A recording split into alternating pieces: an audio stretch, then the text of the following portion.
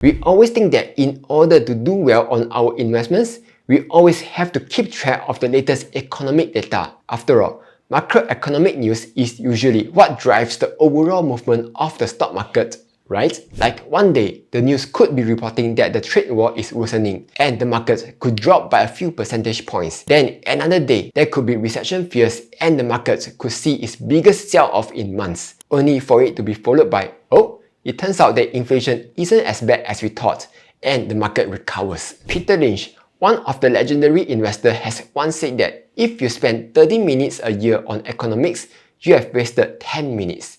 That's because whatever that's happening right now, whatever we think that's important to the stock market today, won't matter 6 to 7 months down the road. For example, today it could be all about tariffs, trade wars, and recession fears. But in 6 months' time, it will likely be about something else. Maybe there will be another debt crisis, maybe inflation has gone up again, or maybe there's stagflation fears. There's always something to worry about. And if we as long-term investors are going to care about every single news and worry how it's going to affect our portfolio every single day for the next 30 to 40 years, well, let's just say it's not going to be good for our health. Because when it comes to investing, there's always something to worry about. Today, it could be about some pandemic. Tomorrow, it could be about high inflation. Next week, it could be about another war erupting in the Middle East. But throughout it all, the one remarkable thing about the stock market is that it always somehow manages to find a way to keep going up. And the reason for this is very simple. There will always be economic growth, whether it's fast or slow, which means companies will generate more revenue and profit over time. There will always be new technologies, efficiency improvements, and better business practices, which means companies will find more ways to do things better and faster and end up being profitable over time. Now, of course, we can see that, oh, maybe this time is different. What if this time the stock market crashes and we end up in multi-year long lost decades like Japan or Europe or even our very own Straits Times Index? In fact, we don't even have to look that far because the US market itself has actually been stuck in lost decades at least 5 times over the past 100 years. But typically, this doesn't matter because if your investment horizon is long enough, you will always be able to get out of a lost decade. Well, unless some world-ending apocalypse like World War III and alien invasion is happening. But if that happens, we will have a much bigger problem to worry about. For example, from 2004 to 2023, if you had been investing for just 1 year in either Singapore REITs, Asia ex-Japan, STI or S&P 500, you would have probably seen huge negative returns. But if you were able to stay invested for at least 10 years, you would end up positive on your investments. Now, of course, this was also partly because from 2004 to 2023, there were a number of factors which helped push the markets up, such as ultra-low interest rates, tech boom, as well as globalization and cheap labor. But during this period, we also went through several market shock events, such as the terrorist 9/11 attack, the Iraq War, the Great Financial Crisis, the initial Ukraine crisis, and of course, the pandemic, just to name a few. And yet, none of these events were able to stop the meteoric rise in the stock market. But perhaps, what's more shocking isn't about the fact that the market has gone up over the long term, but it's more about the fact that the average investor underperforms the broad market by a wide margin. And I think a huge reason for this is because most investors care too much about what the economic news are saying, and they end up doing all kinds of things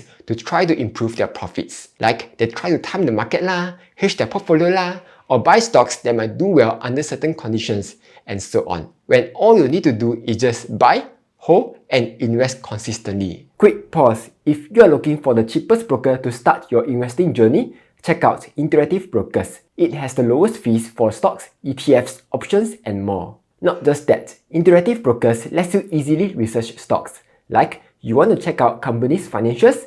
Here it is. You want to check out analyst ratings? Here's a bunch of them.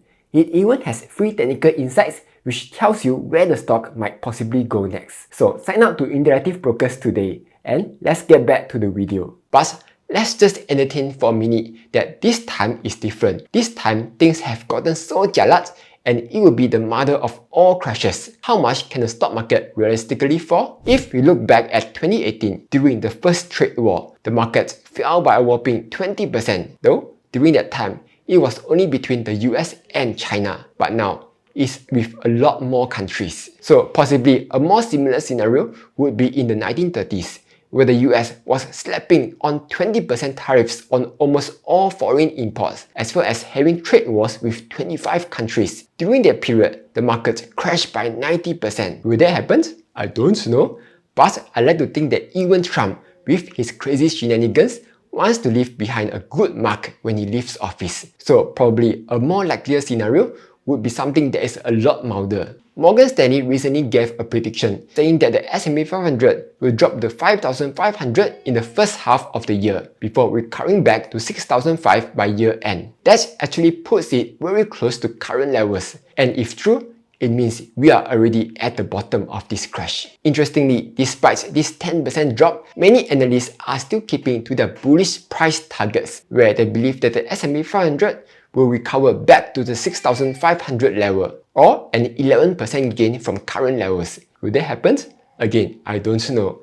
And trying to make these kinds of predictions is quite pointless, since no one knows the future and analysts can just change their price targets whenever they want. Though, according to Tom Lee, the Perma Bull, he noted that the current S&P 500 dip into correction territory occurred at the 5th fastest pace since 1950, and each time it did so, the market was able to quickly rebound within 3 months. So over the past 75 years, 6 out of 6 times, the markets ended up higher 3 months later and gave a median return of 9%. 6 months later, median gain of 15%. 2 months later, a median gain of 21%. It is only during a 1-month period where the markets only went up 5 out of 6 times, with that one exception being during the COVID crash. Though, we all know what happened during that period. The market rebounded sharply and continued to go all the way up till today. But then, what about a recession happening? Aren't there alarms sounding that a recession is about to happen soon? Yes, sure, recession sounds scary, and the market tends to drop by quite a bit prior to the recession. But even then, there were times where the recession did happen, but the market didn't drop. So, how are you even going to time this?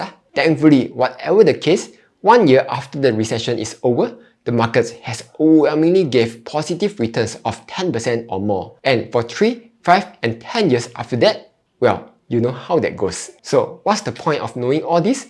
I guess the point that I want to say is, relax lah. If the market wants to crash, let it crash. Because as long as you can consistently invest over the long term, you'll be fine. This is especially true if you are investing in high quality companies. Companies that have predictable growth, strong financials, and strong moats. But how are you even going to find those companies in the first place? Now, obviously, this video alone isn't enough to show you how to find these companies, but here are 2 examples that I can show. The first company is Visa. If you check Visa's financials, what you will see is that they are able to grow their revenue, net income, as well as free cash flow consistently over the years. Its gross margin is close to 80%, and is overwhelmingly higher than many of the other companies out there. Then, how do we know this company can continue its predictable growth? One way to find out is to check whether it has a strong moat or not. You can do that in many ways, but one easy way that you can do that is by opening up Interactive Brokers, go to Fundamentals, and at the Morningstar panel, click on the Expand button. Here, you can see that Morningstar gave this stock a wide economic moat, and if you click on Economic Moat, you can see their reasoning on why they think the company has a strong moat. Basically, it is a leading payments network and it benefits from a network effect. Then, if you want to do more research, you can download the full report and read what they have to say. Okay, here's another example, S&P Global. It has a predictable growth, high gross margin, and it has a wide economic moat as it benefits from intangible assets and network effects. And again, you can check the reports to do further research. If that sounds like a lot of work, it actually is.